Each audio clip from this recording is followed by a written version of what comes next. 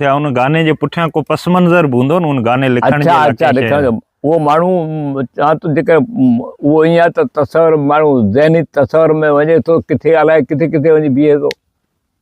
न का अहिड़ी सूरत को अहिड़ी शिकिल को अहिड़ो उहो माण्हू हाणे ॾिसो न साईं उहा सूरत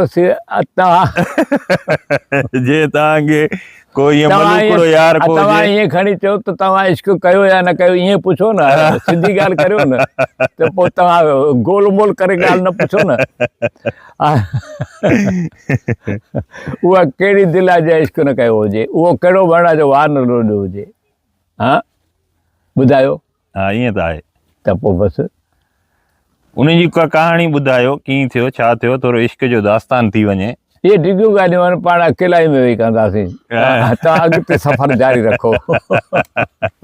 जेके लोक चवणियूं आहिनि माने मर्कज़ तव्हांजी शाइरी जो आउं सम्झां थो त जिन जी मक़बूलियत जे पुठियां मूंखे जेको मेन सबबु नज़र अचे थो उहो सिंध जूं लोक चवणियूं आहिनि। थी सघे थो त आउं ग़लति बि हुजां।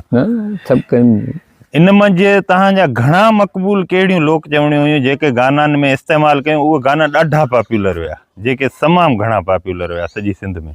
इहो हाणे मूं तव्हांखे पहिरियों अर्ज़ु कयो त मूं त चई छॾियो, हाणे फ़ैसिलो त आवाम जो आहे न। वरी बि कुझु लोक चवणियूं ॿुधायो जिन ते हिकु दफ़े आउं तव्हांखे ॻाल्हि ॿुधायां, बोर्ड ऑफ गवर्नर्स जो मेंबर बि रहियो आहियां। उते असीं वेठा हुयूं त उन में साईं मोहम्मद इब्राहिम जोयो साहिबु बि हुजे। पछाड़ी जो जॾहिं उहो असांजी मीटिंग ख़तमु थी त चयूं हाणे शाइरी कहिड़ो ॿुधाईंदो, त सभिनी आङुरियूं खईं मूं ते, जो बिलावल वेठो ॿुधाईंदो। त सभिनी जो ॿुधाए, मूं हुनखे ॿुधायो थर अमर, मुंहिंजी हिकिड़ो 32 बंदनि ते मुश्तमिल आहे, हिकिड़ो नज़म आहे।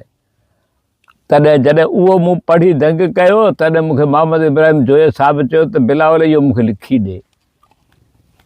जेकॾहिं मोहम्मद इब्राहिम जोयो साहिबु जहिड़ो माण्हू मूंखे चवे त इहो मूंखे तूं शेर लिखी ॾे, त इन खां वधीक ॿियो मुंहिंजे लाइ कहिड़ो एज़ाज़ु हूंदो? बिल्कुलु।